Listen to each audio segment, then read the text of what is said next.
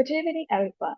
It's a pleasure to welcome you all to the first session of CyberRush workshop series organized by the Department of Computer Science and Engineering at University of Moratuwa. We truly appreciate your presence here today as we embark on this journey of learning and exploration in the world of cybersecurity.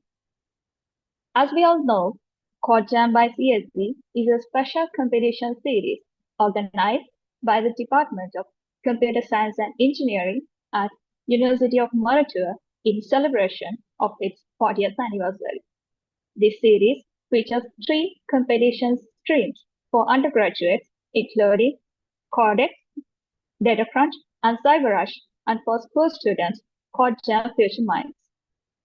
This is aimed at challenging participants to showcase their skills and innovation while inspiring the next generation of tech enthusiasts. Along with the CyberRush, the cybersecurity competition series of CodeJam by CSE, we are excited to bring you our first awareness session on offensive versus defensive security strategies and techniques. This session is conducted in collaboration with TechCERT, Sri Lanka's pioneering computer emergency readiness team, renowned for its expertise in cybersecurity incident handling, threat intelligence, and security consultancy services across several industries.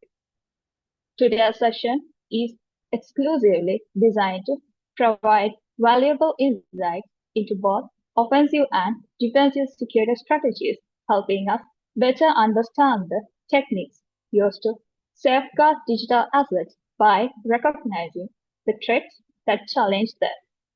By the end of this session, you will gain a deeper understanding of key cybersecurity techniques, attack and defense mechanisms, along with the best practices to enhance security in real-world scenarios.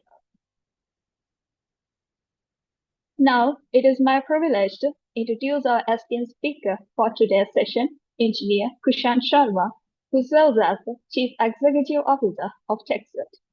He holds an MBA from University of Colombo and both Masters and Bachelors in Engineering from University of Moratuwa. He is also a certified ethical hacker and a certified ISMS auditor, among other notable industry credentials. We are also extremely proud to highlight that he is also an alumnus of the Department of Computer Science and Engineering at University of Moratuwa, and it is an honor for us to have him with us today as he shares his expertise and knowledge on offensive versus defensive security. Before moving to the session, a kind reminder that if you have any questions or doubts, please submit your queries through scanning the QR or accessing the link provided in chat to get them clarified at the end of the session.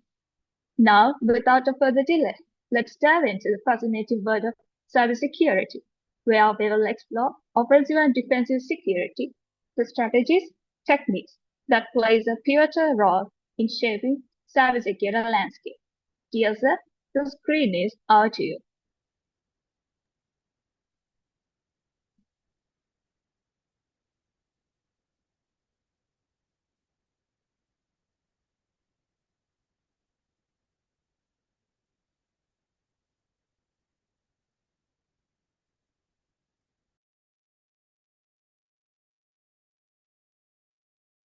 Good evening, everyone. Hope you can see my screen right now. Hello. Yes, it's visible. Thank you. Okay. Once again, good evening, everyone. I hope to start the session with this. So thank you, Vishwadini, for the lovely introduction. Sorry. So I will directly go to the topic because she discussed and mentioned everything. So, and what I got to know is, what the task I have been given was about discussing the offensive and defensive security strategies. One is offensive, followed by the attackers, and the defensive strategies followed by the blue teams of organization. So with that directions, I prepare a set of slides and the presentation for a 1-hour session, and I will go through these areas mainly during the session. So we'll start with this cyber attack life cycle and few examples, and then I'll discuss about the tactics and the techniques used by hackers generally when they want to get access to or try to hack into the organizational networks. Then I'll move to cyber kill chain, the defensive part, and sometimes cyber kill chain it is referred to the offensive aspects as well. And we'll discuss the defensive strategies and two well-known standards, plus the some other frameworks available to follow when you design your defensive strategy in any organization or any setup. So with that, I'll move to the first topic that is to set the background of for this discussion. We'll first try to understand the attackers, crackers, we call several names, and then the IT infrastructures, then the objectives of the cyber attacks. Generally, if you take any scenario, so there are two different categories. One is internal threats. The other one is external threats. There can be external hackers, mostly external hackers who wants to get access to various infrastructure. At the same time, there can be internal groups or individuals really who wants to get access to the infrastructure and maybe try to do some privilege escalation, do certain unauthorized tasks. So those are the two categories. Broadly, if you categorize them, can be internal, the threat can be external. Right. So then let's say they want to get access to the the internal infrastructure or get access to organization. So what are the targets environment? The, initially the workforce, the workforce or the employees who are working in any organization, they can be one of the primary target. Then the IT systems, hardware as the we call machines. Here I have mentioned it as machines. So any server, any computation device which is available, which is deployed within the setup. So that can be the second entity here. So then third, broadly, if we separate the workforce and the IT team separately, so then and the developers separately. So IT team with more privileged access, they are generally administering, managing, maintaining these IT infrastructure, IT servers, and the networks. And then the developers who wants to develop new application, new systems, or modify, customize available setups. So these are different work groups actually within the organization. And then the infrastructure, these resources can be on-prem, where traditionally before the inventions of cloud infrastructure, traditionally even most of the organization in Sri Lanka now also, and even the globally, they have their own internal infrastructure, we call data centers, primary, secondary, maybe additional data centers. So they host their business applications on these environments. Even if you take your department and the university has a separate IT infrastructure, server infrastructure, and a data center hosts that all those applications and the servers. And now with the new technology improvements, advancements, now organizations are increasingly transferring their workloads to the cloud. So then there can be hosted applications on the cloud. Third options, there are software as a service offerings, many or platform as a service offering, cloud, Microsoft, Google, Oracle, and various platforms. So the providers, they offer various applications. Even the third other any company can offer software as a service. If they can build an application, they can host this on the cloud or their own infrastructure. And if they can offer the service to the software as a service to the end customer, so it can be another target environment. So these are broadly available environments, the user groups and the identities and the resources. And then if you take the objective of these attacks, maybe finally actions and objectives. One is this is not only the available objectives, but there can be many different objectives. Let's say data exfiltration. So hackers try to get access to the environment, then try to collect whatever the valuable information and exfiltrate those data into the outside or their own setup or their own storage. Here, or if you closely follow the news or the media or social networks these days, you might have heard one of the recent attack. So in that case also attacker has exfiltrated around 2 terabyte of data, and so now it is hosted on the dark webs. Anyone who is having the access to the dark web know how to get access, how to how to browse the dark web, they can crawl this data. So that is data exfiltration. Then establish a backdoor for maybe a future activity. So you keep a backdoor, attacker keep a backdoor within the setup and keep that for a future activity. Then, so another example in this scenario also, there was a news call. It is about a ransomware attack, but not really the case. And there can be ransomware attempts where attacker is trying to convert the usable resources to an unusable format and then try to uh, request a ransom, get a ransom from the victim, or maybe exploit a large chunk of data and threaten the victim, saying that we have this much of data, so we are going to uh, release to the public or maybe to the other external parties. So before, if you are not going to pay a ransom, so that is another objective. Then the service disruption, maybe if a competitor can disrupt the services of your organization or any other targeted organization, maybe competitor can get an advantage because of the service unavailability. So the customers will move to the competitor. So these are the generalized scenarios. If you take the entire ecosystems, so internal and external threat actors, attackers are there. We have the identities, different IT users, developers, workforce, or maybe computers as identities, and the resources, and then the actionable objectives. This is what finally attackers expect to do with the cyber attack. So with that understanding, now I will explain typical or a very basic example considering kind of a high level IT infrastructure. Before moving to the attack scenario, the attacking scenario, so I will explain this infrastructure first. So generally, if you take, I'll try to relate this into the major organization in Sri Lanka globally. If you take many organizations, so they have the IT infrastructure, they have their workforce, and they have their IT team, or the network team, IT team, the system administrators, and they have hosted their own applications internally within their server farm.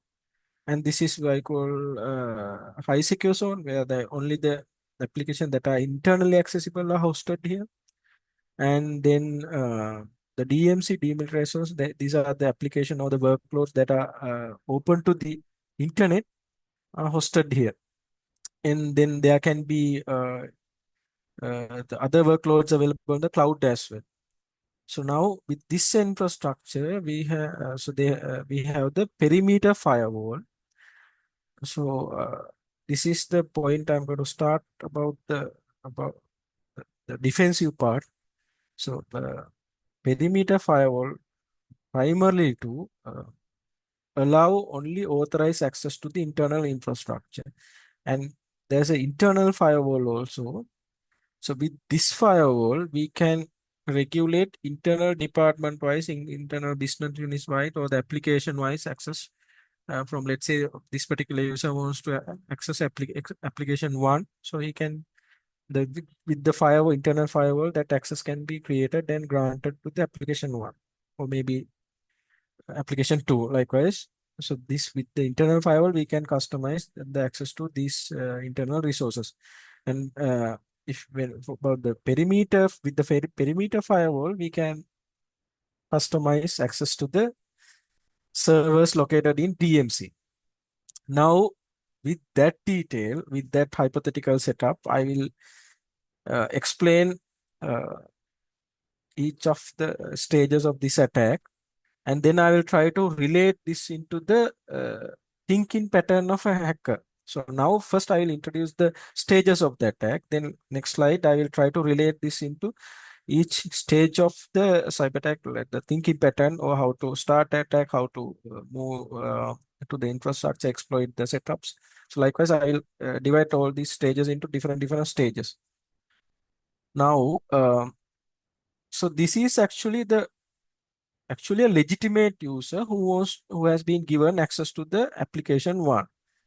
So assuming that this user wants to access application one, so for a legitimate access, that accessibility is allowed. So now let's say this is a web server. It should be open to the outside users to access or perform business actions. So then that connectivity will be allowed through the perimeter firewall, internal firewall, and the external application. The one, maybe the initial request goes to a proxy server hosted in the DMC, then it can be a reverse proxy, and that request will be forwarded to the external application one. So, I mean, without thinking about that complex scenario, I'll simply say that this person is accessing the application one. Now, since this firewall limit that file does not limit access to this particular person, only the access being given to the public domain, let's say HTTP, TPS access. So anyone can try to access this same server using the allowed protocols, HTTP, TPS, basically web access protocols. So like assuming that this second user is also a genuine user who wants to access the application one, and with the available internet access, that this user also can get access to the application one. Now, in this scenario, this is the third person is the hacker. So to hide his or her identity, so assume that he wants to first get access to a computer of a legitimate user, right? So now, without thinking about the targeted infrastructure to hide his identity, so he tried to get access to a legitimate user. Now, so this attacker is having access to this user's computer. Now, from that point onwards, attacker will try to get access to the application one. So now he is trying to come through the available network paths and try to access application one. Maybe he will see a vulnerability in the application, let's say a kind of a parameter injection vulnerability, which allows uh, file upload. Let's say file upload will be allowed, let's say in the web application. I'm sure when I use these terms, since you are from the CC department and with the kind of programming background. So let's say it is a web application. You have created a form field where so you can give certain inputs, enter certain inputs, and then as an additional thing, so you allow a file upload mechanism here. So while as the developer, you may expect the users to upload JPEG images or PNG images. Those are the two expected file types, but by mistakenly you haven't included a proper file type filter there in that form submission. So with that vulnerability, attacker can even upload a PHP file also. Let's say a PHP web shell. Now this case, attacker using this person's computer, the web shell will be uploaded to the application web server. Now, with the kind of domain URL busting tool, you can crawl away all the available URLs, the URL paths. With that, attacker kind of a experienced hacker can detect the filed upload location. So they then from remotely, attacker can try to access that PHP file, but still attacker is hiding his identity behind this person's computer. Now from this person's computer will access the PHP shell. You know, when you uploaded a PHP shell, with that PHP shell, attacker can control and maybe execute the commands. That means attacker gets full access to the server depending on the web hosting user permission. Let's say there's another mistake done by the administrators of the server. So without creating a dedicated lower privilege user which is required to access the run the web application, in this instance, assuming that this particular server administrator has used the root privileges to host the web application. Now the host web application is running under the privilege of root user. So maybe another user with administrative privileges. So when the PHP shell is uploaded to the server, so and if the attacker can guess the PHP file path, the shell file path, so then attacker can remotely load the login, connect to the PHP web shells and execute the, let's say, commands targeting the server with the admin privileges. In this case, as my explanation, root privileges. Thereafter, the entire process will be, the remaining process will be very easy. So now he has access, he can, with the shell, can execute commands also. So now he can move laterally to the other servers here and get, let's say, this is AD means active, assuming that it is the Active Directory server. So now assuming that this external application is a web application, but in order to communicate with some other, let's say, co-application server, so this application is using a service account. So maybe assuming that it is a user account or service account. So that is a user account created and allowed by this Active Directory infrastructure service account, but that account is in the default domain, AD domain, default domain with all common privileges. So now this, when the hacker has the access to the PHP web shell, and hacker can execute commands, views files, and even the service accounts configuration file can also be viewed. Maybe the username will be there if it is a hard-coded one. Password also will be there on the configuration file. So it is a AD account. Let's assume that it is AD account. Then with that AD account, attacker can access to the AD as well. You know, Active Directory, when attackers get access to the one of the, generally, if you want to think as a hacker, think, if you are going to think as a hacker, one of the objective is to initially get access to a server. Second objective of a hacker would be to get access to a kind of administrative account. So with that administrative account, thirdly, attackers try to generally get access to the Active Directory or maybe authentication server with with that you get single sign-on capability to access all the maybe other connected application, even the IT systems, even the user PCs, if they are connected with the and enrolled with this Active Directory environment. So that is a kind of a very high privilege access. You get all the access to the other IT system, connected IT system. Assuming that this scenario is also same.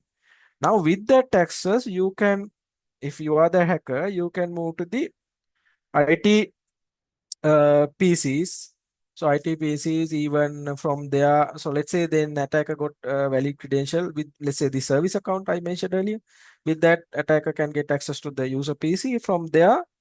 So attacker can get access to the other connected network, so the user devices as well. So now at this moment, so attacker has come on a long distance, and now he has got access to the application 1, application 2, Active Directory, and the IT system, IT person's computer, administrator PCs, then other workforce computers. So with that, so the attacker can collect many data, any valuable data stored on these user PCs, or if they are really processing those data and storing them. Maybe assuming that there's a network attack storage, we call share folder. So generally in your terms, it can be a share folder, Samba share. So that can be accessed, and then from that point, so the data can be collected into, let's say, this data all will be forwarded to the application server 1, and they will create a storage space there. So when attacker collects enough amount of data, so now attacker is going to transfer this data to his own cloud hosted server, or maybe a different server. So this transfer process can be also done in stages. let's say if you have 2 TB of data, so if the hacker is going to try to upload this 2 TB of data in a single go, one go, uh, that will be flagged on these firewalls. Like assuming that there is a huge outbound traffic uh, detected within the firewall. Even to prevent that, attacker can uh, divide the files into small pieces. Let's say 2 MB files, many 2 MB files, and as a scheduled job, routinely, slowly, one file by file. So attacker can slowly upload those files to the remote server. Then this particular firewall will not be able to really detect it if you are not going to monitor it correct. Assuming this is the whole cyber attack scenario. So I explain the scenario without thinking about or without discussing about the stages of the attack, or maybe clarifying the thinking pattern of a hacker. So then what are the steps involved in the cyber attack? So take this the diagram, look at the diagram. So then we'll start with the very first stage here. So the very first stage here, so that is the reconnaissance stage. So what does it mean generally? Even to hack into, let's say I'll use the company, so the hypothetical company called Pandora Corporation. So that, let's say the attacker wants to get access to the Pandora Corporation. So his target organization would be Pandora Corporation. Maybe attacker see a huge financial potential. Now attacker wants to deploy a ransomware in this case and do some kind of a double extortion, like exfiltrating data to outside, and at the same time convert usable computers to an unusable format. So in order to do all these things, attacker first need to figure out a vulnerable point. I think this will be helpful for your CTF challenge also. Upcoming events organized by in parallel to this. Sorry. So upcoming events organized by the CSC department in parallel to the ongoing CSC report. So let's say CTF challenge. Now you have a target system. So you want to get access to the system and capture these flags hidden within the targeted environment. So now in order to do that, so you want to figure out the target, and you can do this study passively. That is the reconnaissance stage. So it can be done in several ways. I will explain that part in a later slide. The techniques or the tactics that can be used by the hackers or ethical hackers for this particular purpose. And then assuming that you have enough information, now you have identified a vulnerable, maybe as per the previous example, vulnerable web application that can be used to upload the PHP shell. So now you know that there's a vulnerable form, and you can through that form, you can upload a file. So now I use in previous example, I use the word PHP shell. So what is PHP shell? It is the weaponization mechanism. So that is the weapon you are going to use in that particular cyber attack. If you want to get access to the server, so you are going to decide that this will be the easiest way, or maybe uh, most feature-rich way, privileged way. So use the web shell and try to you decide your weapon as the web shell. Now the delivery method. So in the previous example, I mentioned that you have the web application, and within that web application, there's a form submission. And as per the developer, the clients are supposed to upload JPEG, PNG files, but the developer has not implemented the mechanism to check the file type with that vulnerability. Now, delivery mechanism is actually uploading the PHP shell uh, through the available form submissions. And the exploitation mechanism is actually how you access the PHP shell and try to do whatever the things you want to do, and you can. So using the weapon, now you are going to breach into the server. That is, you're trying to execute the commands. Maybe if it is a Linux server, you can view the security /pass WD files, and you can list the users. If it is a kind of old system, so the hash value will also be there on that secure pass WD file. So you can get the hash value. You can try to cryptanalyze it as the hash value and try to recover the, or maybe guess the discover the password relevant to that particular hash value. Let's say if it is MD5, so you can easily with the available resources, you can easily detect the password. So with that password, you can continue. But in this, in our previously discussed example, so I mentioned about a configuration file that contains a service account. So that is here the objective is actually in that, as per the previous example, to figure out the available configuration files within that particular web web web content files. Basically, if it's a PHP, there can be even you need to initiate the database connection. The database credential can also be saved in one of the configuration file. So that is this stage, and then installation. If you want to set up malware, let's say if it is a ransomware attack, and if you want to, let's say, remotely access the server using different files, you can set up a reverse shell, maybe a bash shell, so that you can remotely communicate, or maybe from if it is a reverse shell, that from the server to the outside the communication will establish, but that through that established communication you can execute commands, pass commands to the server. So that is, maybe if I think about the installation aspects, so that is installation. Then we'll about command and control. Maybe with those privileges I mentioned about that service account and getting access to the AD infrastructure here in this example, AD infrastructure. So when you have that access to the AD infrastructure, so then you can create another account. If it is a privilege account, you can, with that privilege, you can create another account. So maybe with that privilege, you can move laterally within the network, as I explained in the previous example. So that is command and control. Then the final actions and the objective in the very first slide I mentioned about ransomware attack, data exfiltration, or maybe denial of service. So those are the actions and the objectives of the attacker. Maybe forget about this ransomware or all these scenarios, but maybe try to get access to a credit card data storing server.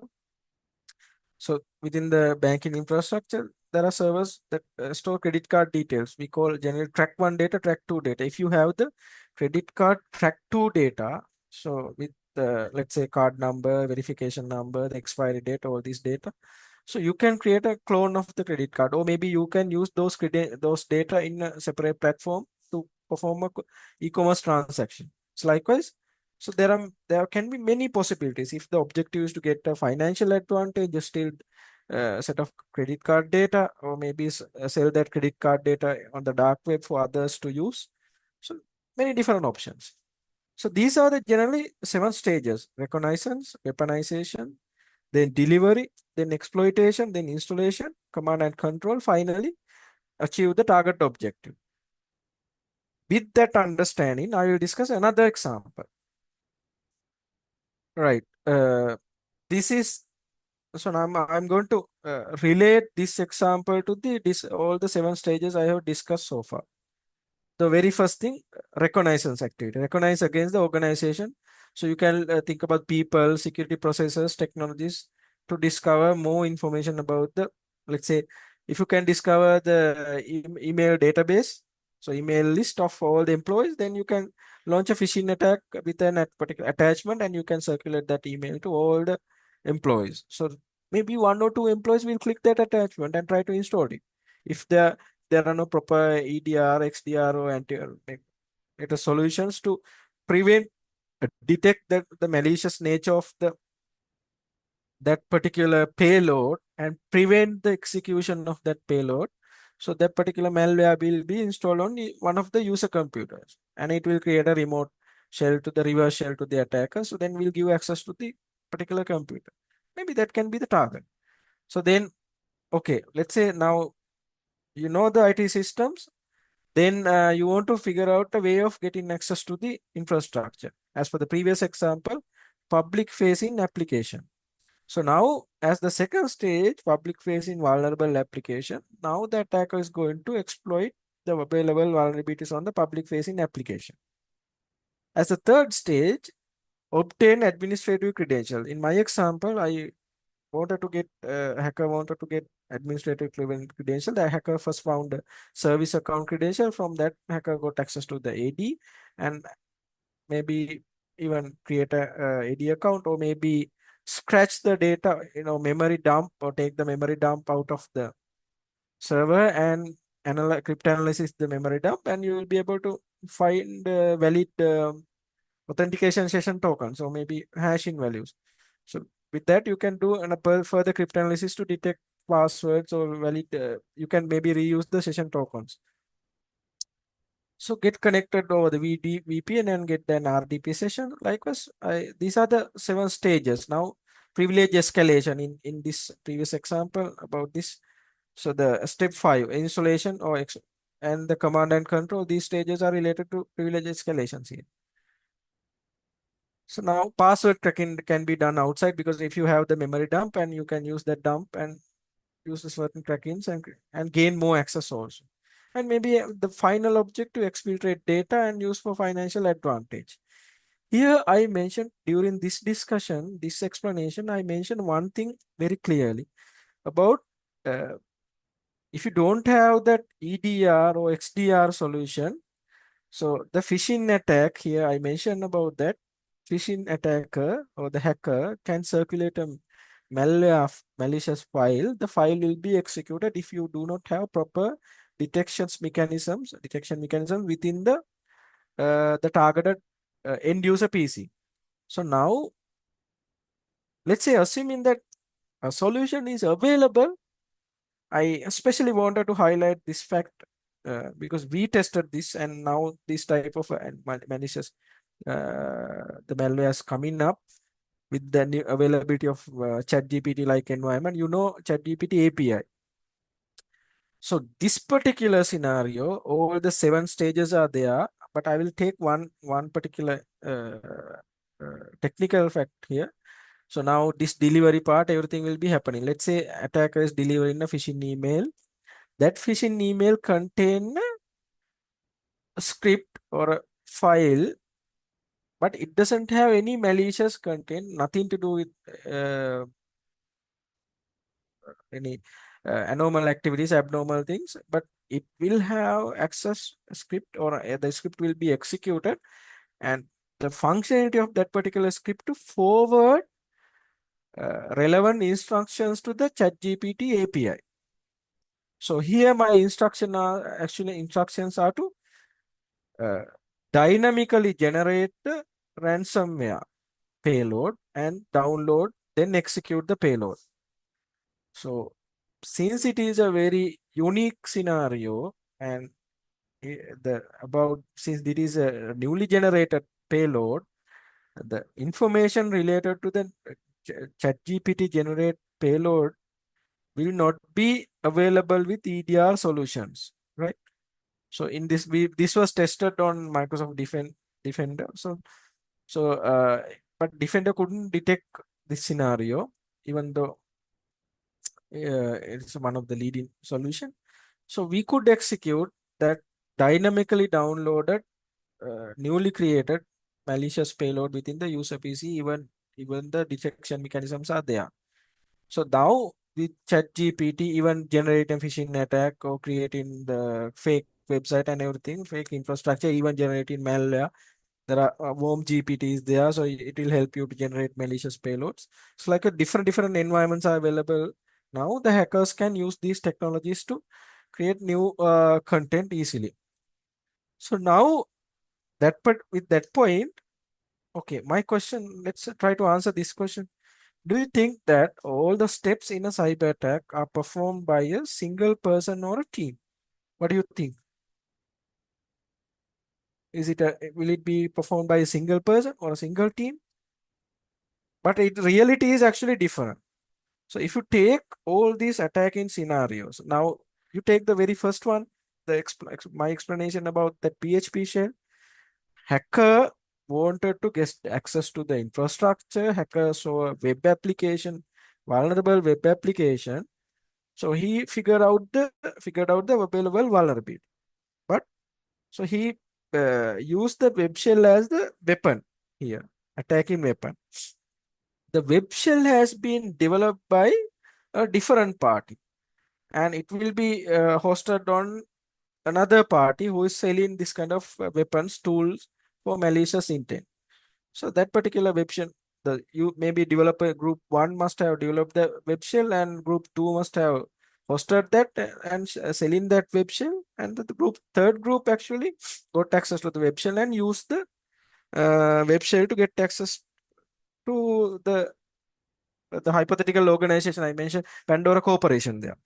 So that is why I mentioned all these attacks will not be performed by a single particular user or team. Mainly, software developers are there. They develop PHP shells, remote access tools. They have their own setups. Then there are a group of cyber criminals. They are the distributors of these malware. Let's say you want to perform a phishing campaign with a malware, so they will distribute. They will create and distribute the malware on target environment. So there can be another set of groups. So then, let's say, forget about the malware distribution. Let's say can be access brokers here. So now, his job is actually to get access to various infrastructure. So he only needs a foothold on the target organization. He's not going to sell it, generate a ransomware effect or exfiltrate data or try to get a ransom or anything. But he wants access to Pandora Corporation, and he will keep that access and will sell that access on the dark web. So he will sell that access to many different hackers. The same account access will be sold on the dark web for many different hackers. So they will use that particular account to get access to the Pandora Corporation. So that final party will be actually the finalizer or the ransomware group who wants to launch that ransomware stage of the hacking attempt. So there are many different parties involved. So this is not really modern day attacks, not really one activity of one particular group. So it is a collection. It is tools and everything will be developed by various parties. They'll be using these platforms, tools. Even now, if you want launch a ransomware attack, so there are service providers called ransomware as a service. So they do the platform hosting, you do the distribution, so you get a 60% of the income and they'll keep the 40% of the income. This is the current nature actually. Now up to this point, we discuss about offensive tactics, techniques, and in relation to the 7 stages of the cyber attacking life cycle. So I'm going to break down that life cycle stages into more stages. So now let's say, so this is actually the might attack framework. If you haven't heard this before, let me see whether I can show you. So if you haven't heard before, this is their website. So hope you can see my screen now also, right? Yes, we can see. Okay. Yes, sir, Now, we can see. so this is actually the one of the leading framework. Many organizations you follow this framework. So these are the you can see attack matrices. If you want to target enterprise or a mobile, also any other infrastructure, so there are various stages here. So I'm going to discuss the same thing in my slide. So this is the comprehensive documentation. If you click one of these, let's say scanning, say we'll think about very common scenario. Okay, active scanning. We'll take that active scanning as the initial recognition stage where you want to discover more vulnerabilities on the infrastructure. So active scanning. So now when you go there, so you can go to the website. So there are 3 different techniques that can be used for active scanning. So these are the techniques, let's say. So one is active scanning the IP blocks.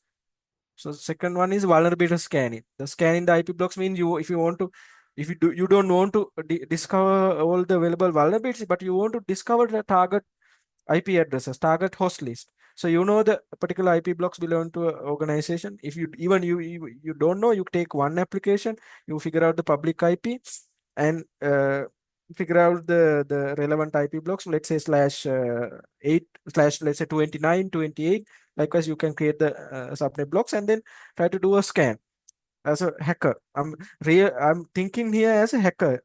So then you discover the IP blocks, then you do a proper vulnerability scan. Then the next time we maybe wordless scanning, so different techniques.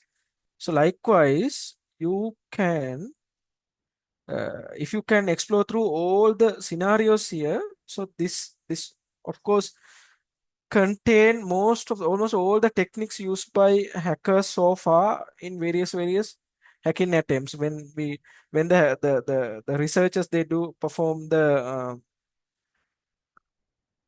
analysis part, if they discover new tactics or the techniques used by hackers, so they'll come and list them here, document them here. So for defensive the teams who are going to implement defensive strategies, you can follow these tactics and you can try to counter them. At the same time, others, the hackers also, or the ethical hackers, if you want to do a penetration testing, exploitation attempts on target infrastructures, or maybe to do a red teaming exercise, you follow these tactics here. Even for your CTF challenge, when you know the target environment, you can relate the target environment for available techniques and the tactics, and then you can go to the next stage using these tactics. So I will discuss the mitigation part also here, so then I don't need to come again to this website to save the time. So similar to the attacking tactics, you can refer the mitigation tactics also here. Defensive strategies also are documented here. You can refer these. Let's say Active Directory configuration. How do you harden the Active Directory? How do you enforce the antivirus and malware, anti-malware protection? Let's say, how do you do behavior prevention on the endpoint? So behavioral analysis. Let's say another one. So how do you filter network traffic over the available maybe firewall or any other filtering devices? How do you implement? How can you implement the network traffic filtering? So likewise, you can use these two databases. One is attacking tactics, and the other one is the mitigation tactics for your study. So since this discussion is more about the offensive and defensive, those who wants to study about the offensive part, this is the place. Those who wants to study about the defensive part, this is the place. So this is one of the main resources you can follow to study the tactics and the techniques available, generally used by the hackers. Now, I based on that content, I created a simplified version of the commonly used tactics and the techniques by hackers, and dividing those 7 stages to more stages. So generally, when I say tactic, it is about objective of the hacker. Each stage, what is the objective? Let's say recognition is to discover or learn more about the target infrastructure. Here you can do active scanning, as I mentioned earlier, then gather victim host information from hardware, software, client, firmware, maybe those related data from various available resources.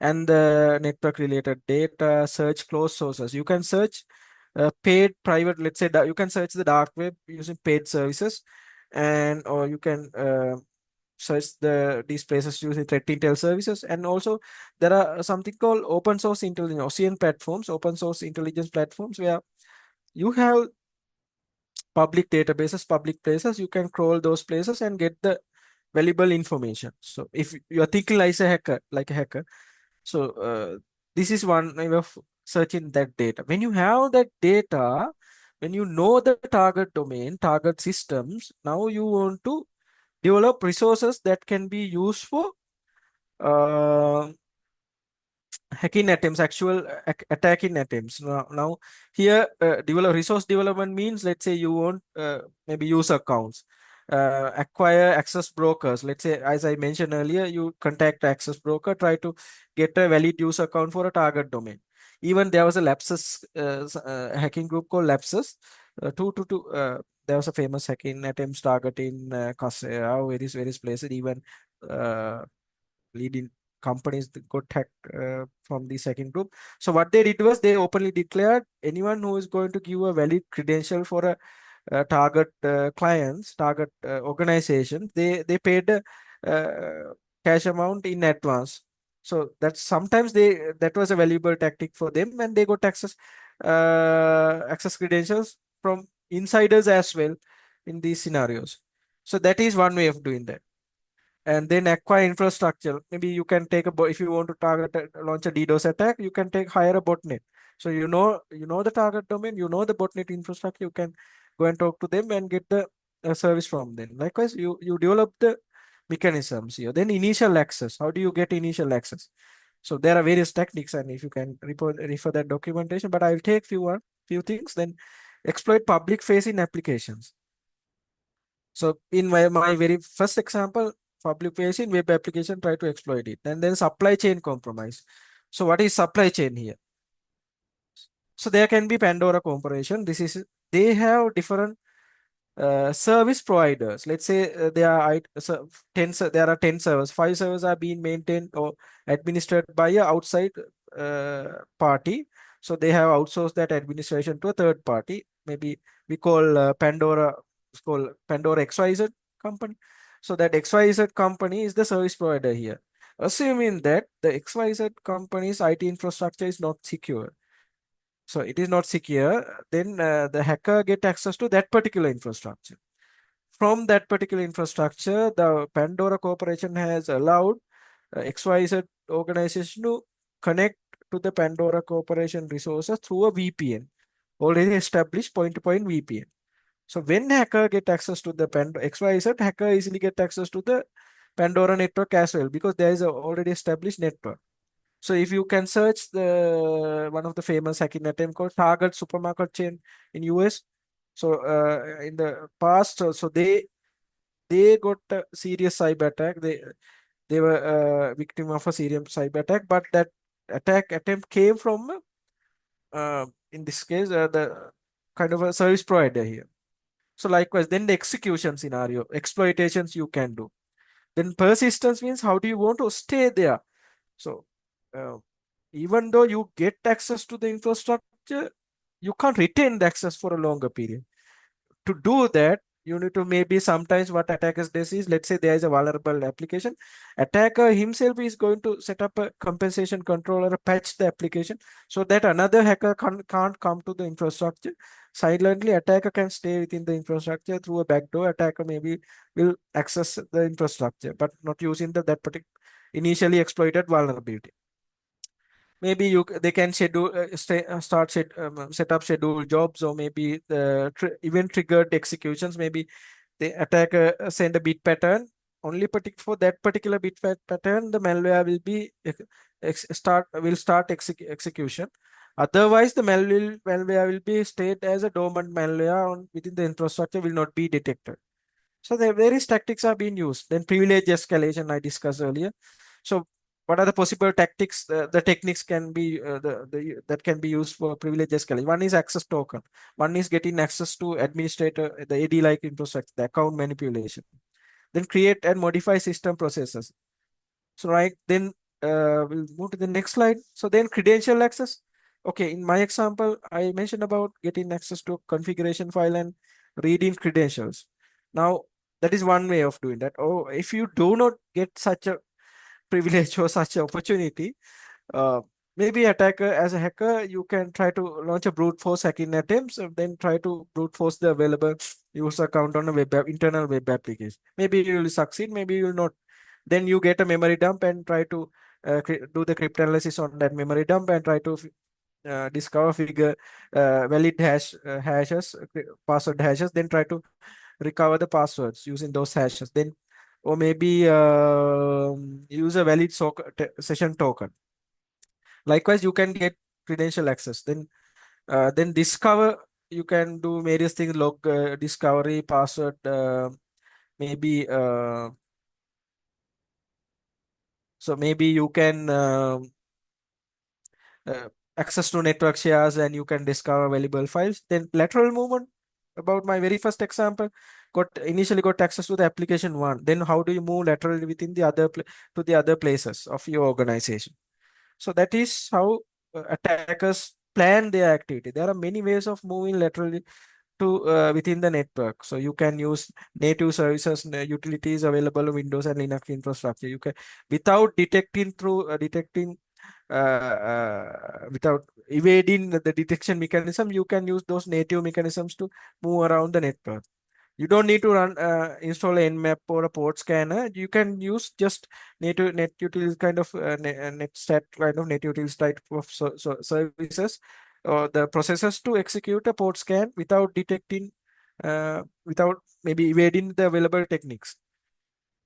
Then collection, you can collect valuable data into a single place and then exfiltrate data.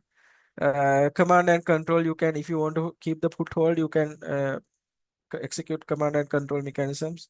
And then exfiltration of data, maybe impact, of course, we discussed earlier about the objectives. So up to this point, I mostly discuss about the offensive strategy of hackers or the crackers that can be used by used for various cyber attacks. So hope I have covered the required details so far. But for more information, refer the Might Attack framework, that attacking techniques. If you can master the Might Attack framework, so definitely you can master the hacking attempts or the tactics that can be used by the hackers. So let's move to the next slide. Okay, cost of, before going to the defensive strategy part. So here I'm going to take 1 minute and discuss about the aftermath of a cyber attack. Now these days also you can see various examples on various media, and the downtime of a business maybe, and business disruption, of course, definitely depending on the gravity of the hacking attempt.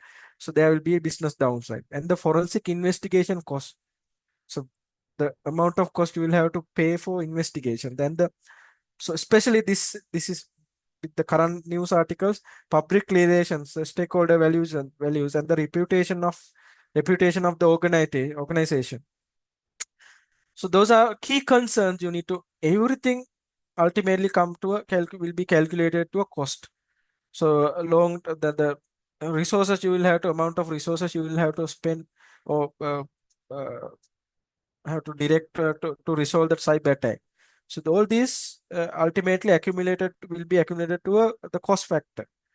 So various, even the legal consequences. Right now, PDPA is not active and it was, I think, postponed a little bit for 6-month period. So, but if it was there, so definitely, so there will be many legal consequences based on the available personal information.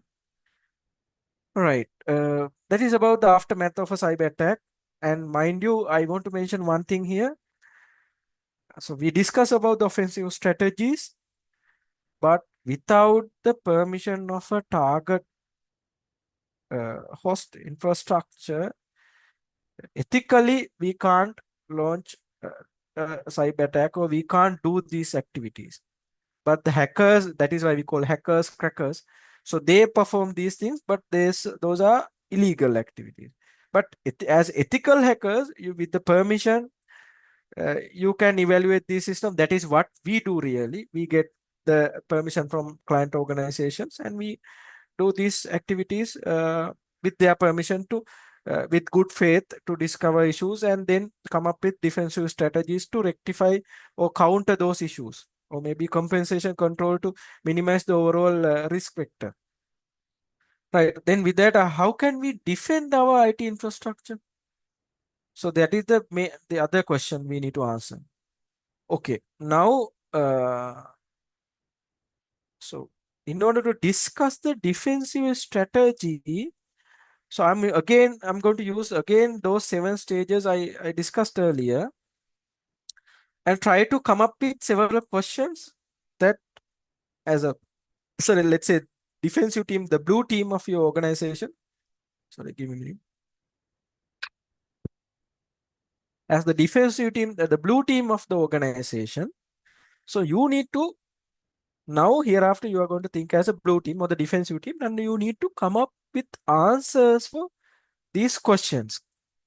This is not the entire questions you need to come up with answers, but this is actually a sample to educate you on how to think as a defensive team member or a defender, or let's say how to create your defensive strategy based on these questions. Let's say the first question: can I detect a scanning attempt of my external facing infrastructure. Now earlier we discussed about scanning mechanisms. So now hackers want to discover your infrastructure, discover vulnerability. They will run a scanning attempt to port scan, a vulnerability scan, or various other scanning techniques. Can you detect that as the blue team? If you can detect the scanning attempts at the very early stage, you know now there's a scanning attempt, and if you can prevent that, then you can block the scanning attempt. On the other side, you also can do an internal scan, discover issues, and fix them. So then second question is my tech stack exposed via OCR? So open source intelligence, or are there any technical details related to your infrastructure on these places? So how can we get rid of that? Or how can you prevent your infrastructure so that the passive reconnaissance activities can be prevented? So you are not going to allow exposing these data to the outside entities. Then do I have a vulnerable public facing services? So let's say again, come to that first point. So in the very first attacking example, so that was about a vulnerable web application with a file upload mechanism. Now, how can you detect this? I have vulnerable public facing services? Likewise, now with each and every stage, you can come up with set of questions. So let's say about weaponization, are there any vulnerable public facing services? Again, if you know the vulnerable systems are there, and if you know the vulnerabilities, you know the type of weapons that can be used targeting those vulnerabilities. So then you need to fix those vulnerabilities. And let's say are open ports exposed to the brute force or credential stuffing? So then leaked employee credentials. Likewise, then again we go to the next stage. Can the email gateway block phishing attempts? Now delivery, let's say about phishing attack. Think about a phishing attack. The phishing attack, one of the main objectives is to deliver a payload, or maybe deliver a mail with an embedded URL with a message to motivate users to click that particular URL. Then when you click that the user click that URL, users will be redirected to a malicious web page, maybe a malicious website with the exploitation kit. The function of that website and the exploitation kit is to check the browser-based vulnerabilities at that browsing time period and try to penetrate into the browser-based browser and download a payload to the browser. Maybe can be a vulnerable browser extension. Okay, now if you are thinking about the defensive strategy, can you detect emails with vulnerable attachments, or can you detect emails with vulnerable URLs? So that is how you think. Then our servers or the workstations are physically secure. So whether your security strategy enough to secure these endpoints. So it's about the exploitation attempts. Now, again, are there any application with vulnerable vulnerabilities? Can those vulnerabilities exploited by the hacker? There can be minor risk issues, low risk issues based on the risk categorization. And you think that the amount of time and money you are going to spend to resolve those low risk vulnerability will not be worth enough when you compare the risk of those vulnerability. Because of that decision, you think that you evaluate the risk and you are going to accept that particular risk because due to those low hanging vulnerabilities or the low risk vulnerabilities. But when you see critical or high risk issues, you come up with a mechanism to rectify those issues. Okay, that is exploitation attempts. Then the installation part. So let's say attacker get access to the infrastructure. Now attacker is inside the server or a user PC. Can a hacker install another remote administration tool to keep the access or maybe keep a persistent connection with the user PC? So this question, how do you answer it? Now again, CNC. Let's say a hacker is going to remotely send commands and control the infrastructure, whether you can detect CNC channels and whether you can prevent these commands. These are the questions you need to come up with, and these are the questions you need to answer. So for those questions, that particular set of questions, I have listed down a set of answers here. So let's say limit public exposure of sensitive assets. So basically, let's say do a EASM means external attack surface monitoring. Do a external attack surface monitoring exercise and detect Pandora of all the available endpoints of Pandora Corporation and create an inventory and evaluate that with the IT team to see, and the business teams also, to see whether really you want these 10 applications exposed to the outside. Maybe due to bad practices, okay, maybe lack of awareness, or due to not following the industry best practices, developers sometimes they they develop the application for testing purposes. They open the vulnerable application to the outside without opening that application over a VPN or to a maybe a third party. They open the application to the public internet. The moment the developer opens the application to the public internet, there can be many automated bots and the hackers, crackers. They will come after the application and try to get access to the uh, if application. If you want to really see, uh, set up maybe a web server on the maybe on famous cloud infrastructure, or keep that web server open for public, maybe let's say 1 day, and check the let's say if there's a SSH login or a web server, and check the login attempts, exfiltration attempts using the application logs and the SSH login, the last logs. So you will see enormous attempts targeting that particular organization for, let's say, if you take 12 hours period, if you are going to host that server for 12 hours period, there will be many attempts targeting the server. So you maybe the practice is generally this application only known to is known to us, and the outsiders will not get, they don't know about the application, and therefore there won't be hacking attacks. The moment you expose a server to the outside, there will be enough automated crawlers, the bots who comes after these things, and they try to figure out the nature of the application, crawl the web contents, and many things are happening.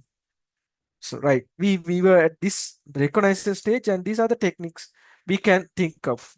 Now, when you have that the list of applications that should be available to the outside, very first thing you should do is, let's say out of 10 applications, you don't need 5, you block 5 and you limit that access to the internal infrastructure and only allow those 5 applications. The for 5 applications also, you are not supposed to allow all the ports available on the server, but you can, if it is web application, you need to only allow HTTP TPS ports, so for the outsider to connect with the web application.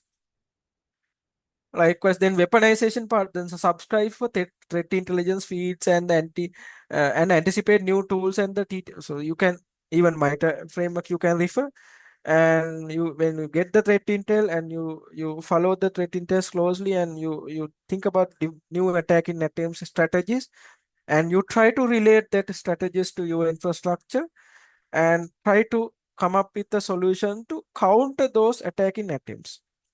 So similarly, deploy a secure email gateway for the phishing example.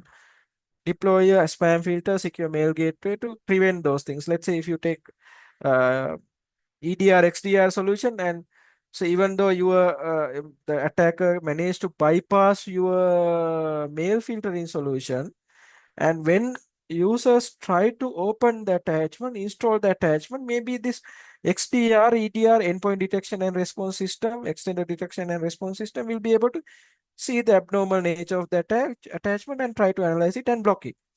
So that is how you you define your defense strategy. One layer email filter, email the gateway, and then the second layer EDR solution, then the third layer must be, let's say there's a hacking attempt or installation attempt, and generate an event log on the monitoring solution, and at least at the third stage, those who monitor the systems will be able to detect that the installation attempts. Likewise, you shape your strategy step by step. Then the exploitation, how do you prevent the exploitation attacks? So certainly, you need to patch the vulnerabilities on host OSs, and at the same time patch the vulnerabilities on the applications as well. Then the installation, again similar to DDR, can detect it. CNC actually happening over the various covered channels. You can sometimes, if the attackers use non-standard protocols, like not like HTTP, STP, but they can use the ICMP protocol. They can use the DNS protocol for these communication channels. So generally those communications are available, ports are available, but communication channels are allowed. They use these protocols and they hide their payload behind these protocols and try to pass the messages to the CNC server. Right. This is how you think as a defender, and you come up with set of questions and try to come up with answers for them. Then you can come up with the defensive strategy to safeguard your organization. Now, I have an example. Now take 1 or 2 minutes of your time, and this is a very simple example. What we have so far discussed so far, try to apply them here. There's a threat actor coming from this public this IP address. I haven't mentioned here. Let's say draw a firewall as assuming that there's a firewall perimeter firewall here. This is your firewall, so you can configure the rules here as well. And then there is a workstation with publicly exposed RDP. So attacker will get access to this, and then from that server they will access to file server 1, file server 2, and then maybe backup server, and there will be exfiltration attempts. So this is the entire attack. Now try to come up with take 2 minutes of your time and try to come up with possible answers for this. So how are you going to think as a defender or a blue team member, security, let's say chief information security officer of the organization? You are supposed to come up with a strategy to safeguard this infrastructure. What are the things you are going to implement to counter this vulnerability, this attacking attempt? Maybe take a piece of paper and try to note down. So we'll after 1 minute I will discuss that.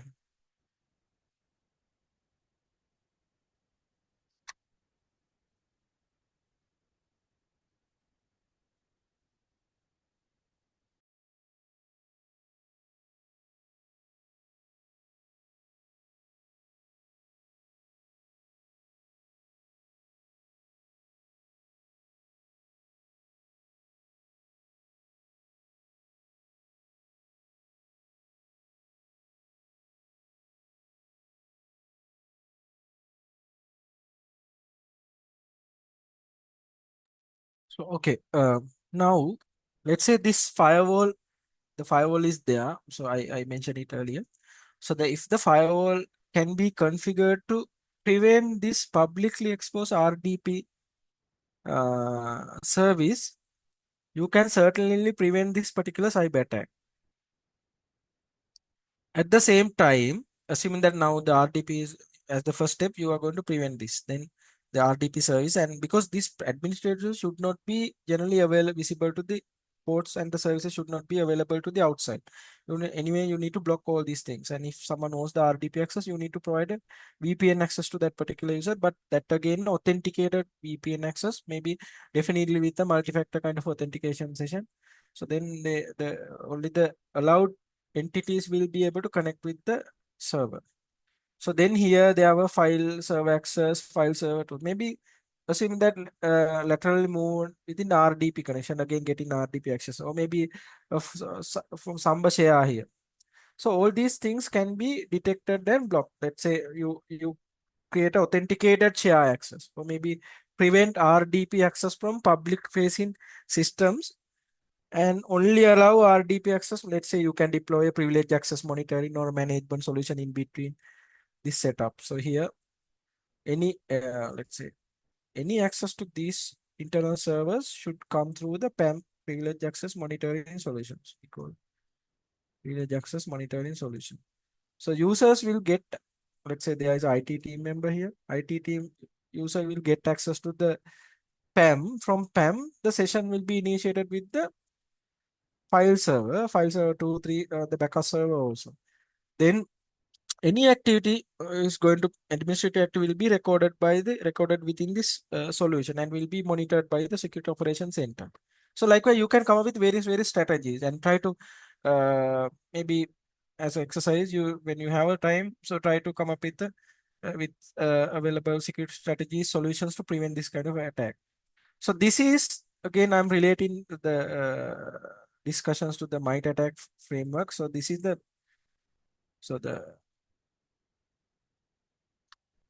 mitigation tactics we can.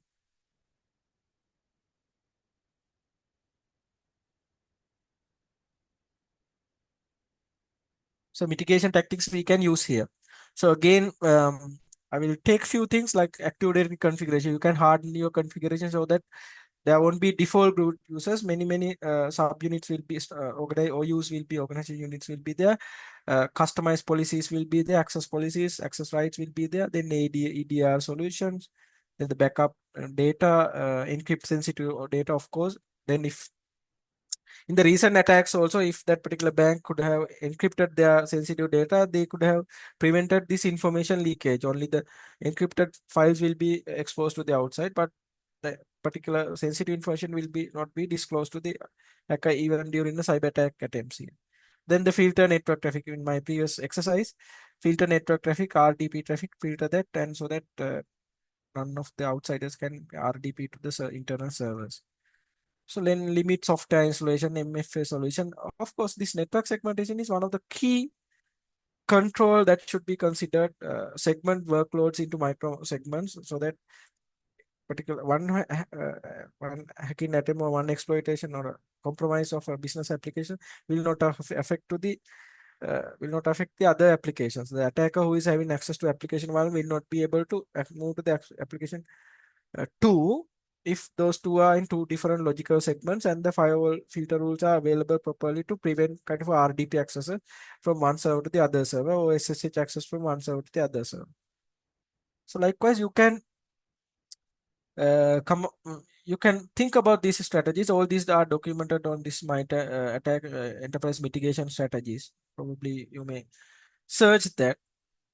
And then if you think about, or if you want to know about control frameworks available when it comes to defensive strategies, this CIS Center for Internet Security controls version 8. This framework can be used by any organization. These are the 18 major activities as an organization you should do. If you can successfully implement those 18 activities, definitely you can uh, minimize the risk vector of your organization, attack surface of your organization, and overall risk of risk of a cyber attack targeting your organization. Uh, so one of the key factor here I will discuss it as on the last slide. So this about the net so the network monitoring and defense mechanisms. This is another framework you can use. But this is this part I want to discuss again, especially for the blue teams. So the defensive teams. So earlier we discussed about the hacking attempts. If you have implemented proper controls or the technologies within your that particular infrastructure or develop the target environment, you can easily detect all these hacking attempts. Let's say this is your security operations. So what is security operations? Generally centralized function within organization. You have people, process, or the technologies to detect and analyze and respond to cyber attacks. So that is the objective of a SOC operation. Monitoring, detection, response, analyze, and the coordination with internal team members and the external stakeholders to minimize the the risk of a cyber attack.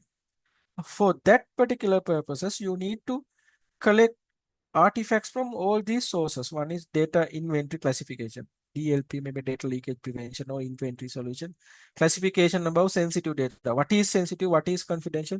What are the publicly available information? Then do vulnerability scanning on systems and share the vulnerability details with the SOC team for them to come up with monitoring strategies. Then computation system forward the relevant logs to the environment and then to detect anomalies. Then the network monitoring solution forward the log and they will generate alerts based on the forwarded log. Then the network devices, multi-factor authentication system. Then the identity and access management, those are the user management solutions. The network access basically firewalls and then the endpoint protection. So that is about the EDR solutions and all these things can forward logs to the central security operations center. So SOC can correlate all these log sources, and there can be one symptoms of the network firewall saying that there's a incoming traffic from a port scanning or incoming traffic from a malicious IP address. At the same time, if you look at the application logs, and if you are going to look at the web application logs, the web application logs will see that there's various access attempts, increase of access attempt from that particular log. And if you can take that web access logs and the firewall filter log, and if you can correlate those two logs together, then you'll see a attack pattern here, suspicious pattern here, because port scan is detected. There is a huge web traffic from that particular IP, and then there's something going on within the network. Now the blue team can focus on those attempts and shape their strategies based on maybe blocking that add the firewall filter rule to block that traffic and limit the access to the web server from that particular IP address. Likewise, you can implement many things. That is what we call setting up a digitally forensically friendly environment within the organization. You collect all, you need to of course enable logs, recording logs and the enabling logs, and then auditing, then forward these logs to the monitoring space, then continuously monitor the infrastructure, then detect anomalies if there's any anomaly and respond to that, and analyze the scenario. If it is a cyber attack, then take countermeasures, coordinate with other stakeholders. The main concern here, if you can detect a cyber attack within a minute or two, or within a hour, 1 hour, or maybe less than 1 hour, so you can minimize the impact of the cyber attack. And if the attacker is going to stay for a couple of months or the couple of years within the network, the final impact will be huge, and it will, so the organization will have to face drastic consequences at the end of the final completing the final objective of the attacker. So now, as key takeaways, of course, you attacker surface is constantly expanding. So the new techniques, the attacking mechanisms are coming up, new techniques, the tactics are discovered by the hackers. And as organizations, you also need to evaluate your security posture, and you know to come up with defensive strategies to counter these attacks. As I mentioned earlier, CIS version 8 and the NCS, the 10 steps can be used as building blocks to develop the cybersecurity strategy. I'm sure, I think, whatever the things I have discussed, I took the organizations as examples, and I tried to relate them to the practical infrastructures. But probably when you, after your graduation, when you go to the industry, maybe you can relate the learnings to the practical operation. But as undergrads, you can study these frameworks, and you can think about the offensive and the defensive strategies, and then come up with your own solutions, or maybe think about your university setup, and try to figure out how can you help to secure your university infrastructure, the IT network, or the available, I think the server rooms has many applications hosted there. So how can you secure that infrastructure, or maybe your final year lab environment, or the other lab environments within your department? So you can relate this, maybe you can relate this into your infrastructure and come up with new strategies to build a more secure and education friendly environment there. So these are the key takeaways, and with that, I have come to the conclusion of my presentation. So my session, and maybe if you have any questions or anything, so I'll be able to answer.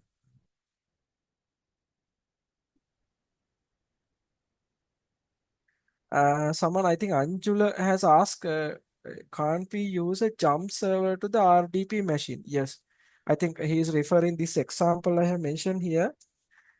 Yes, you can use a RDP jump server. Then the question is, let's say this is a application server. Much easier for me to discuss that with the very first example.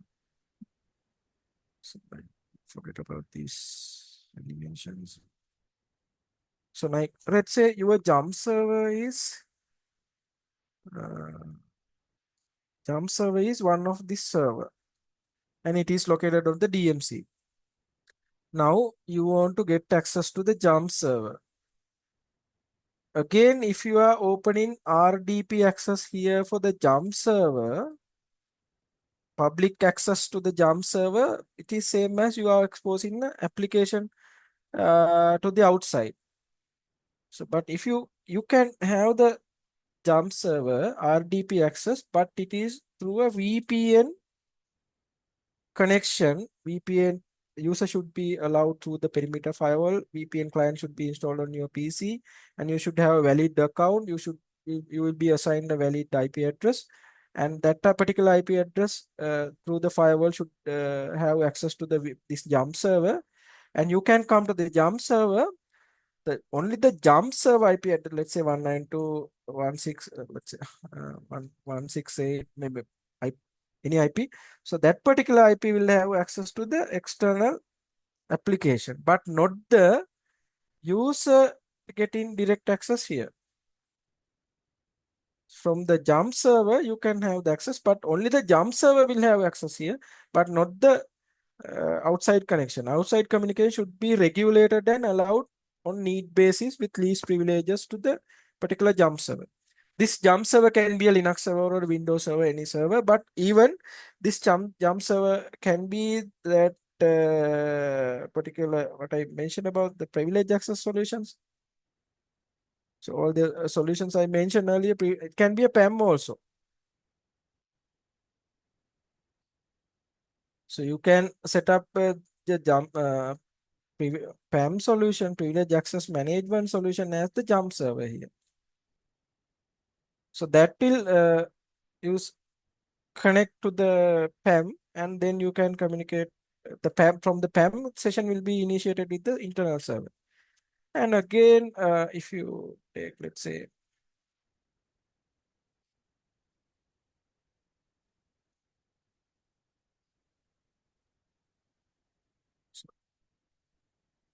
sorry. So we can, there's something called VDI infrastructure. So virtual desktop integration. So one of the actual objective of this solution is with pandemic period. So the companies started working from home. Now employees had to work from home. So they are scattered all around the network, unsecure networks. Now organization wanted to facilitate access to the internal resources. What they did, this VDI solution was earlier also there. What they did was they deployed the VDI solution. With the VDI, you with this facility, you can the company can allow access to the internal server over web as a web request, web access. So the maybe office PC of the employee. So it can, that is we call remote PC access. And you can only, let's say, if the internal users want to access a web application, you can, through the VDI infrastructure, you can publish that particular web application interface only to the external, that working from home user. Or maybe you can set up a template PC or template server PC inside the server. It is a virtual instance. You connect with the virtual instance, you work within the virtual instance, and when your session is over, your data will be recorded to the storage space. Next time you want to access, that particular session will be loaded, and you will get a remote working PC through this infrastructure. There are three mechanisms. So that was really used by the enterprises during that period. Now it is actually some organizations, they continue these services because they see this as an advantage, because now the increasingly workforce wants to work from home, the more flexibility is required. These solutions will be continued future as well. I hope I answer your question.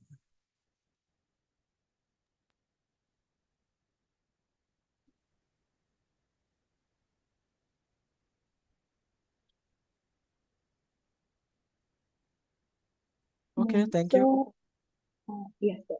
So, Sorry. thank you so much, sir, for that insightful session on offensive versus defensive security. And I'm pretty sure that everyone has found it incredibly valuable, and your expertise has truly enriched our understanding of the topic. And now, since we Since we have few more questions posted on our Slido board, we will move into them. So they have asked that if any malware is detected in a system, can we continue using the system after removing the malware, or do we need to wipe the system? So we would like to know your Okay. thoughts about this Okay. question. Yeah. So it depends on the actual scenario. Let's say there's a malware, and how do you detect it? If you are going to detect it through an antivirus solution or available defensive mechanisms, and if the defensive solution can quarantine the malware and delete it later, so then uh, so the solution will take care of. It's like you in your PC you install the antivirus solutions, and so you see various malicious payloads, and you will detect we call viruses, and the solution will prevent that. And but you are not going to uh, delete that, but you are not going to wipe the PC and then clean up the PC and do a fresh installation. But no, generally these solutions are there to take care of that. But let's say you detect a malware as a aftermath of a cyber attack. And the malware is they are on one of the compromised PC. But the let's say AV solution is also there that it has failed to detect the functionality of the malware. In that case, you know that there is a serious compromise. The malwares are there, and when you look at the activity log of the PC or the server, you will see that there are many different activities. Then it is better to do a proper cleanup process and isolate that workload or a server from the network, or maybe you can create a air gap between the actual network and the other. So maybe you do a logical separation, and then do the isolation and do the cleanup, and then as a fresh system, cleaned up system, you can reconnect that particular workload to the production network, because you are in a doubt and you don't know actual activities performed by the hacker or the attacker. But if it is a general case, like you detect a malware on your PC and the antivirus solution has quarantined that, and you don't need to worry that so that the solutions are there for actually for that purpose. Yes, sir. Thank you so much for that detailed answer. So moving into next question, they ask what are the latest trends in OSINT? Latest trends in OSINT, I didn't get the last word. the OSINT, OSINT, open source intelligence. yeah, Is it? yes, Yeah, sir. okay. So it's like so when we say OSINT, it is open source intelligence. So you can take any I would say any, let's say you take social media, it's again a place where you can collect intelligence. If you take the pace bean mega uploads or all these various places, again another place you can look for various reasons. So any information source can be a open source intelligence. That's why we call this is not about open source. You refer in software coding. When it comes to the application open source, this is about the information sources available on various places on the public domain, or even the restricted environments. If you can get access to those places, yes. Even of course, if you can use a Tor browser, or you know how to browse the onion network, you can even go deep into the dark web and search for intelligence.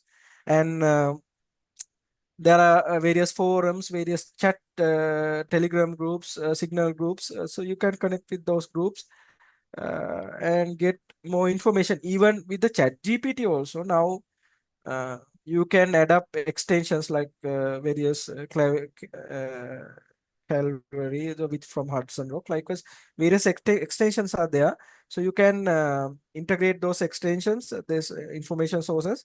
So then you execute the proper prompts. Then you can discover more information related to these attacking attempts, even the stolen information, the stealer malwares, the stolen credentials. Those things can be discovered from those sources as well. Yes, sir. We hope that the ugly is found. So moving into the next question, we have what are your thoughts on CPTS certificate, the Certified Penetration Testing Specialist? And compared to that, everyone suggests OSCP.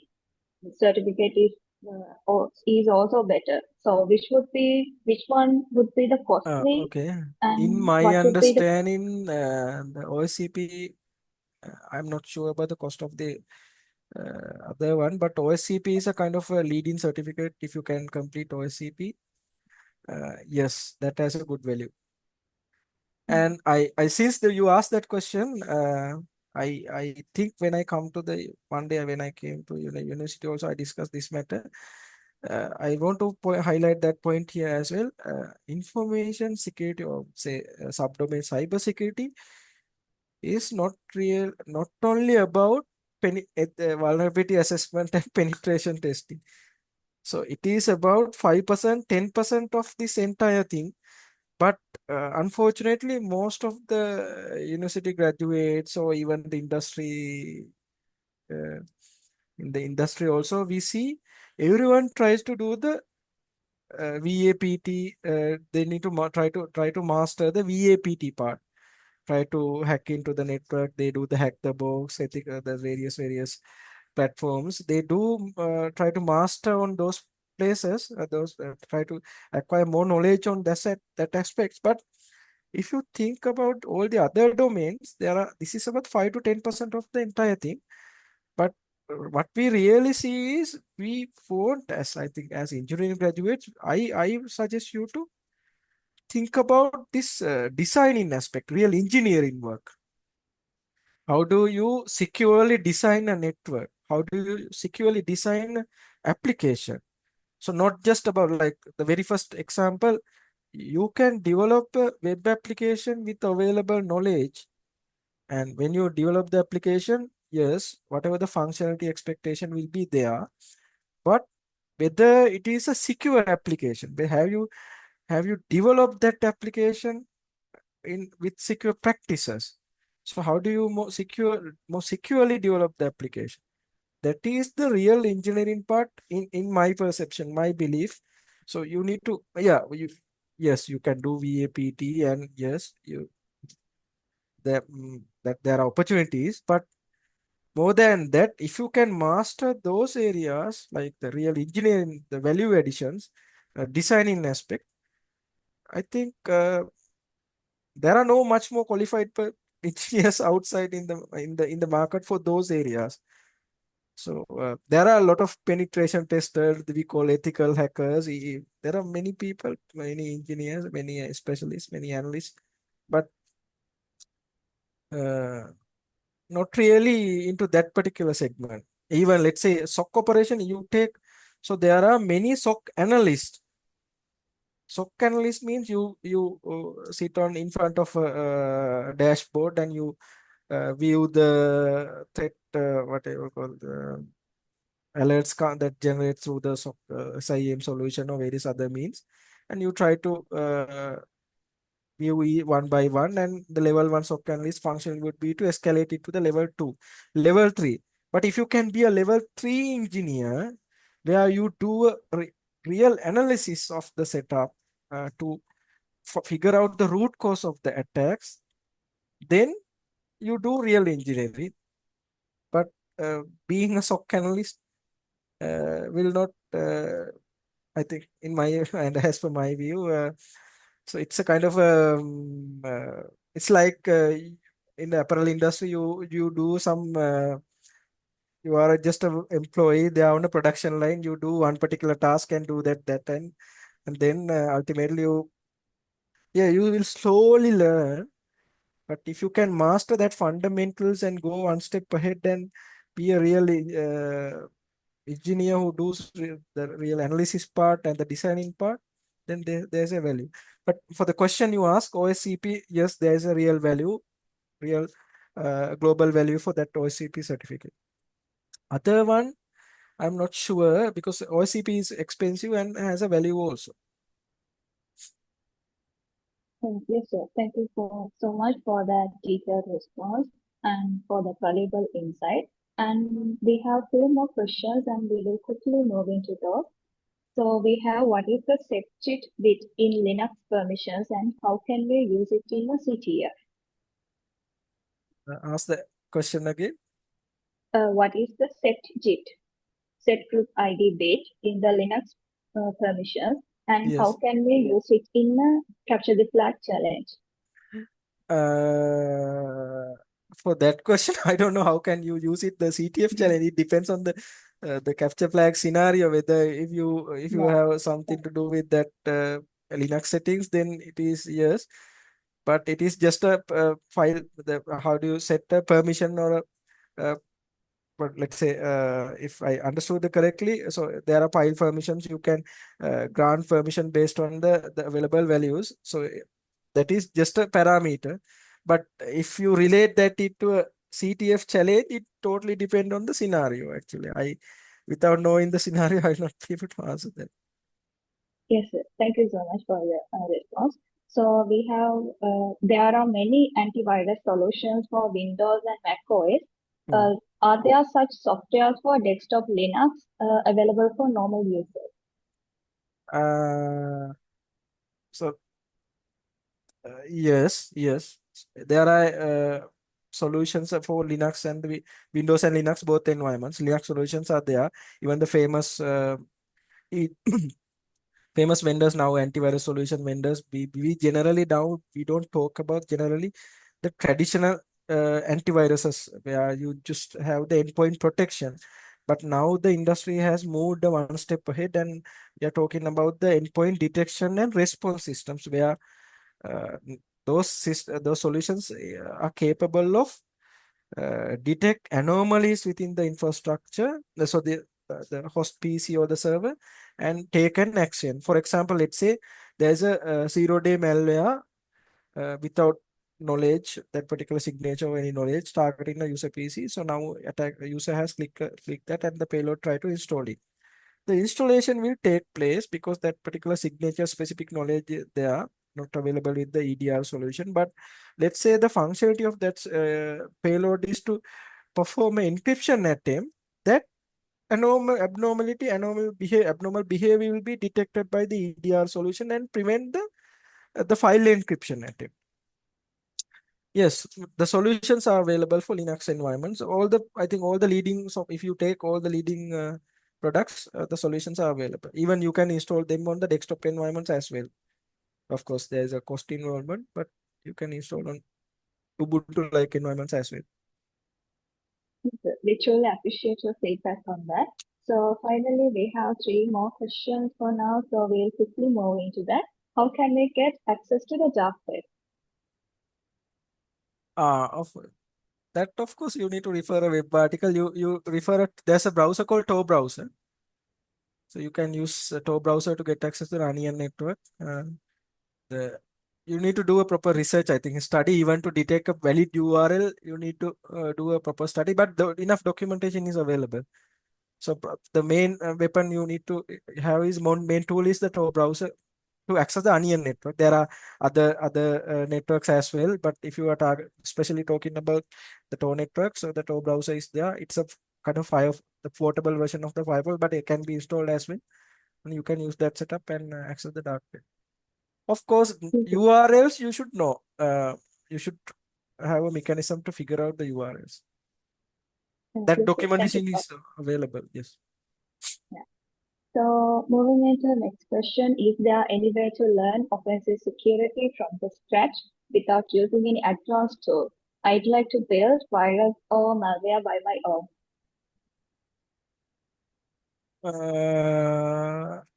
Middle part, I didn't get it. Basically, you asking about not using any tools or anything? Uh, the question says, uh,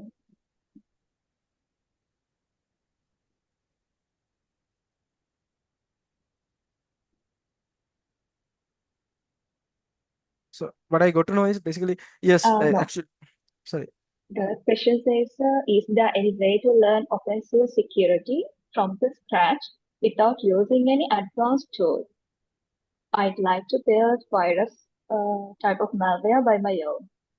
Yeah, you can, if you know, if you are a good programmer, yes, you can develop malwares. And even, yeah, even with ChatGPT also now there's something called warm GPT. You can refer that, and there are enough information. You can learn about that. But again, we also want so we also encourage engineers, if you are really into offensive security, if you know the vulnerability and if you can develop a script or a Python program or any other program script, or and you can execute that against this particular vulnerability, and if you can use your own code base or your own script, your own program to exploit that vulnerability, that is a real advantage. Not like using the Metasploit like framework or the Kali Linux like openly available tools.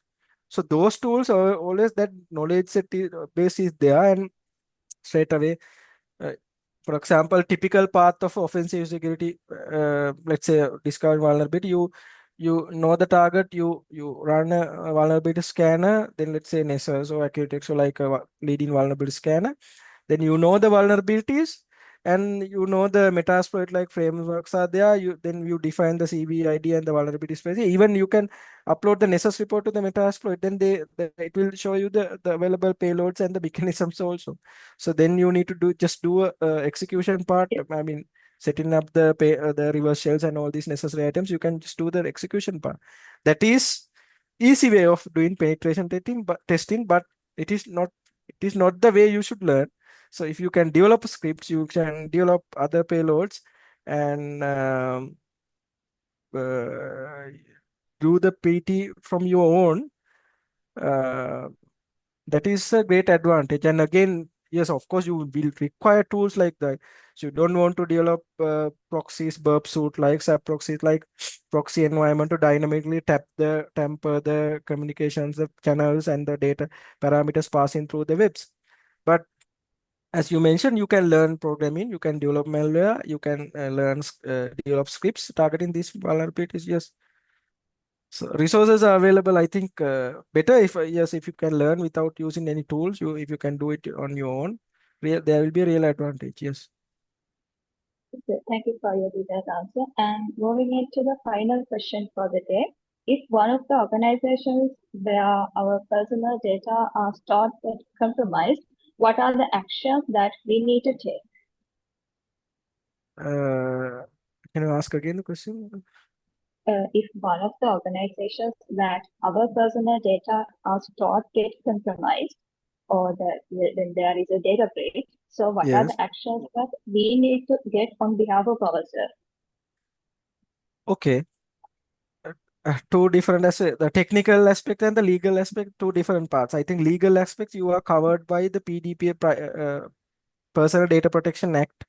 So there are all the clauses. I think with the time limitation, I will not go into the legal aspect, but let's say there's a compromise. Let's say take about your social media account, let's say a LinkedIn account. In the past, or the Facebook account in the past, there were data breaches on those environments. There were credential breaches. Now, let's say if you know that there's a credential breach, of course you need to change your credentials immediately, and even you can detect them also. Now, if you can go to this have I been pwned website, you enter your URL, so the email address, it will list down all the relevant breach credentials and those locations. You need to change those things. That is about the credentials. If let's say if you are privacy related, the passport, the NIC, other photos, and those things are leaked, I think there's nothing to do with that except the legal aspect. You can sue that company against the legal, because the moment you upload something to the internet, you can't take them back. When you upload something, it is done. It is irreversible action. Let's say you upload a photo to the Facebook, but you are going to next day and then you realize that that is not a suitable photo. You don't want to delete it. But when the moment you upload it, it has gone to their servers. Even though you delete from the Facebook web page, it will not be deleted from their servers. So thank you so much for taking time to answer all these questions and also for sharing your expertise and valuable insight with us today. So we truly appreciate your time and effort you put on us. As we come to the end of the today's session, here's a quick heads up on the first round of CyberRush competition. The first round, which would be an MCQ challenge, will be take place on this Saturday, 5th of April at 7 p.m. on the model. The login credentials for your team leader have already been sent by now, so please check with those. And if you haven't received it, kindly let us know. And we will be sending out the Zoom link for the first round through an email along with the competition rules and guidelines to you shortly. And additionally, we have also planned to share a sample quiz by tomorrow, so you guys can get yourself familiarized with the quiz platform and the structure before the competition begins. So make sure to stay tuned to the WhatsApp group and competition website for further updates and details. And so more importantly, stay sharp, keep practicing, and get your best shot to move into the next round of the Attack and Defense Capture the Flag Challenge, where your hands-on skills on cybersecurity will be truly put to the test. Once again, thank you so much, Mr. Kushan Sharma, for your valuable time, insight, and for sharing your expertise with us today, which means a lot to us. And a big thank to you as well as to our wonderful audience for your participation and enthusiasm shown throughout the sessions to make this very successful. Until we see you all in the competition, stay curious, stay secure, and happy cyber rushing. Thank you.